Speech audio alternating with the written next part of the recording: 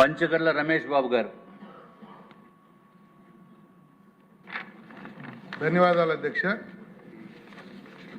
ఈరోజు ఏదైతే మనం చర్చ చేపట్టామో అది ఒక సున్నితమైన ఆవేదనతో బాధతో కూడిన అంశం అధ్యక్ష. ఇలాంటి సందర్భం హిందువులుగా మనం ఎవరు కోరుకొని అంశంగా నేనైతే భావిస్తా ఉన్నాను అధ్యక్ష. మనం ఎప్పుడూ కూడా మనకేదన్నా ఒక చిన్న బాధ వచ్చినా ఒక ఆవేదన కలిగినా వెంటనే మనం వెంకటేశ్వర స్వామిని కోరుకుని మొక్కుకుని ఆ దేవుడి దగ్గరికి వస్తాము, మాకు ఉపశమనం కావాలి అని చెప్పి ఈ ప్రపంచం నలుమూలలో ఉన్న హిందువులందరూ కూడా నమ్మే ఆరాధ్య దైవం ఆ కలియుగ వెంకటేశ్వర స్వామి అధ్యక్ష. మరి అలాంటి స్వామి ప్రసాదమే కల్తీ అయింది అనేది ఇందాక నెహ్రూ గారు చెప్పారు. నేను రాసుకున్నా, ఫస్టే అది రాసుకున్నాను. కల్తీ అంటున్నారు కానీ అసలు నెయ్యే వాడలేదనేది అనేక సందర్భాల్లో దర్యాప్తు సంస్థలు చెప్పాయి. బయట ప్రజలు కూడా ఆవేదన చెందే అంశంగా అది మారిందన్న విషయాన్ని కూడా మరొకసారి గుర్తు చేస్తూ ఇక్కడ ఒక్క అంశం అధ్యక్ష, 2019 నుంచి 24 మధ్యలో ఉన్న ప్రభుత్వంలో ముఖ్యమంత్రి నుంచి ముఖ్యమంత్రి ఆదేశాలను అమలు చేసిన ప్రతి ఒక్క వ్యక్తికి కూడా ఈ హిందూ మతం పట్ల కానీ, హిందూ సాంప్రదాయాల పట్ల కానీ, హిందూ దేవాలయాల పట్ల కానీ గౌరవం కానీ నమ్మకం కానీ లేకపోబట్టే ఈ అనర్థాలు జరిగాయి అనేది నా విశ్వాసం అధ్యక్ష.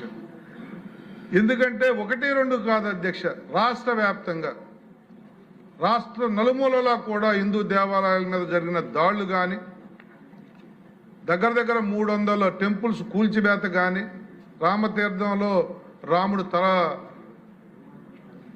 ఖండించటం కానీ, అలాగే రామతీర్థం తర్వాత అంతర్వేదిలో రథం తగలబెట్టడం దగ్గర కానీ ఇలాంటి సందర్భాలు జరిగినప్పుడు వాళ్ళు స్పందించిన తీరు హిందువుల మనోభావాలను చాలా బాధకు గురి చేసే అధ్యక్ష. ముఖ్యమంత్రి ఎవరు ఆకతాయిలు చేసిన పని, ఎవరో తాగిబోతులు చేసిన పని అన్నట్టుగా చాలా సింపుల్గా తీసేసి కనీసం వారున్న 5 సంవత్సరాల్లో కూడా జరిగిన అనర్థాల మీద ఒక్క దగ్గరే కూడా చర్యలు తీసుకోలేదన్న విషయం యథార్థం అధ్యక్ష.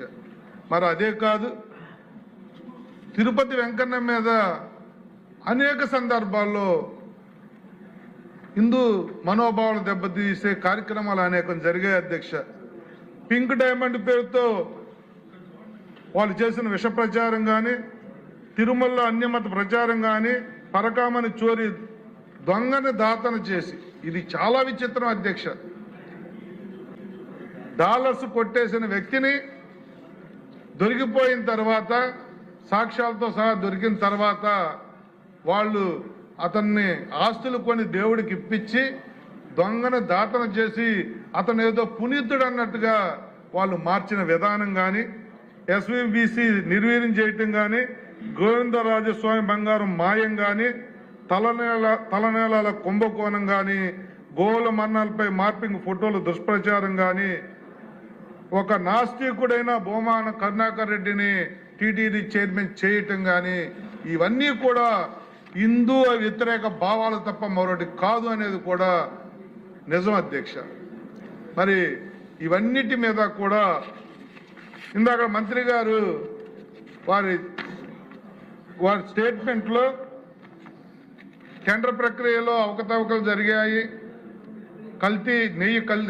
లడ్డూలో కల్తీ నెయ్యి ఉందనే నివేదిక కరెక్టే, సిట్టు దర్యాప్తు కానీ ఇవన్నీ కూడా నివేదికలు ఇచ్చాయి, అలాగే ల్యాబ్ నివేదికలు కూడా ఉన్నాయి అని చెప్పి అన్నారు. కానీ చర్యలు ఏం తీసుకుంటున్నాం అనే దాని మీద